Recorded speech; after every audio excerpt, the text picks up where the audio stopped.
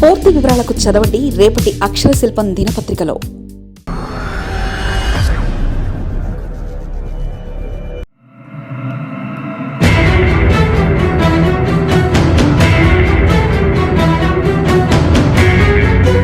రక్తం తాగేశారు, కోట్లు పిండేశారు.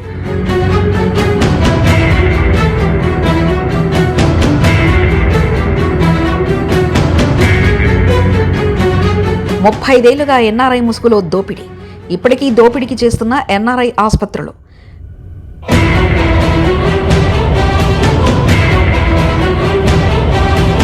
విఎంఆర్డీఏ మేలుకోవడంతో కాస్తైన ఆదేశాలు. ఇన్నాళ్ళు చోద్యం చూసిన సెక్రటరీలు. ఒకటి కాదు, రెండు కాదు, ఏకంగా 35 నుండి ఆ దోపిడీ కొనసాగుతూనే ఉంది. పేదల కోసం ప్రభుత్వాలు కేటాయించిన స్థలాల్లో పెద్ద పెద్ద ఆసుపత్రులు కట్టి ఆ పేదలకు రాయితీ ఇస్తామని హామీ ఇచ్చారు. రాయితీల్లో ఖచ్చితంగా వైద్యం చేస్తామని మాట ఇచ్చి 35 రూపాయి కూడా ఏ పేదకు తగ్గించలేదు సరికదా. అదే పేదల నుంచి కోట్ల రూపాయల ఆసుపత్రులు పిండేశాయి, రక్తం తాగేశాయని నిఖచ్చితంగా చెప్పొచ్చు. ముఖ్యంగా విశాఖపట్నంలోని చాలా ప్రాంతాల్లో ఇలాంటి ఆరితేరిన దోపిడీదారులు దారుణాలు చాలా జరిగాయి. అది కూడా నిస్సిగ్గుగా పెద్ద మనుషుల ముసుగులో ఉన్న వాళ్ళు ఈ పనులు చేశారు.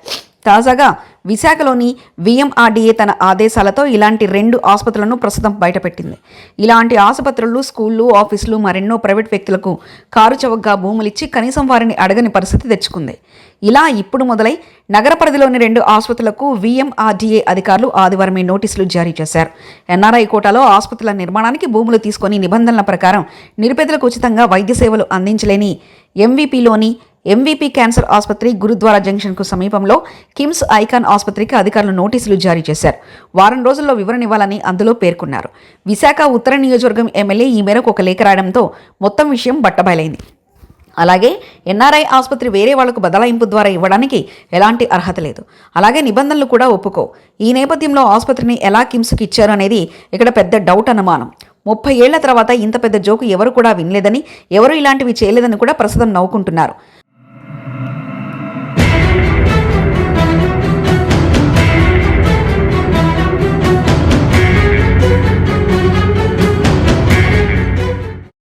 "1990లో ఇచ్చారని, 1990లో ఆసుపత్రి నిర్మాణానికి ఎన్ఆర్ఐ కోటాలో భూమిని కేటాయించారు. ఈ స్థలంలో ఆసుపత్రి నిర్మించాలని, 10 నుంచి 20% నిరుపేద రోగులకు ఉచితంగా వైద్య సేవలు అందించాలని నిబంధనలో పేర్కొన్నారు. 2 ఏళ్లలోపు నర్సింగ్ హోం పూర్తి చేయాలని, 15 ఏళ్లలోపు యాజమాన్యం హక్కులు బదలాయించకూడదన్న నిబంధనలతో భూమి ఇచ్చారు. అయితే ఎన్ఆర్ఐ ఆసుపత్రిని 3 నెలల క్రితట కిమ్స్ ఐకాన్ ఆసుపత్రికి విక్రయించారు. ప్రస్తుతం ఆసుపత్రిలో 300 పడకలతో వైద్య సేవలు అందిస్తున్నారు. నిబంధనల మేరకు 60 పడకలను కేటాయించి నిరుపేద రోగులకు ఉచితంగా వైద్య సేవలు అందించారు. ఈ ఆసుపత్రిలో నిబంధనలను పాటించడం లేదని ఎమ్మెల్యే విష్ణుకుమార్ రాజు విఎంఆర్డీఏ అధికారులకు లేఖ రాశారు. దీనిపై స్పందించిన అధికారులు ఆసుపత్రి యాజమాన్యానికి నోటీసులు పంపించారు. దీనిపై 7 రోజుల్లో వివరణ ఇవ్వాలని ఆదేశించారు. 1990లో ఎన్ఆర్ఐ కోట కింద గతంలో ఆసుపత్రి నిర్మాణానికి భూమిని కేటాయించారు. ఇదే రీతిలో ఎంవీపీ క్యాన్సర్ ఆసుపత్రి కూడా సేవలను అందించడం లేదని గుర్తించిన అధికారులు ఆ యాజమాన్యానికి నోటీసులు ఇచ్చారు. వారం రోజుల్లో వివరణ ఇవ్వకుంటే కఠిన చర్యలు తీసుకుంటామని విఎంఆర్డీఏ చైర్మన్ ఏవి ప్రణయగోపాల్, కమిషనర్ కెఎస్ విశ్వనాథన్ను హెచ్చరించారు. సెక్రటరీలు ఏం చేస్తున్నారు? ఇప్పుడంటే కమిషనర్ విశ్వనాథన్ అలాగే చైర్పర్సన్ ప్రణవ్ గోపాల్ దీని మీద అగ్గి మీద గుగ్గిలమవుతున్నారు. కానీ 35 ఏళ్లుగా విఎంఆర్డీఏ ఏం చేస్తున్నది ఒక పెద్ద క్వశ్చన్.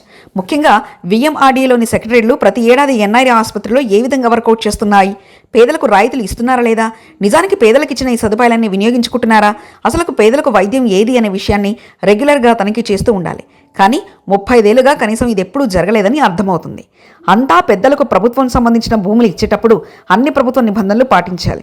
కానీ ఎక్కడా కూడా పేదలకు రాయితీ ఇచ్చినట్లు గత 35 ఏళ్లలో ఓ చిన్న రసీదు కూడా లేదు. కనీసం పేదలకు సహాయం చేసినట్లు ఏ చిన్న ఉదాహరణ కూడా లేదు. ఇక రేపటి సంచికలో అక్షర శిల్పం ఆ 2 ఆసుపత్రులు ఎన్ని కోట్లు ఇప్పటిదాకా పిండేశాయి, పేదలకు ఏ మేర ముంచేశాయి, అసలు నిబంధనలు కూడా నిజంగా అమలు చేశాయా లేదా అనే విషయాన్ని ఒక సిరీస్గా రాసుకుందాం. మరిన్ని కథనాల కోసం సబ్స్క్రైబ్ చేసుకోండి మీ అక్షర శిల్పం. పూర్తి వివరాలకు చదవండి రేపటి అక్షర శిల్పం దినపత్రికలో.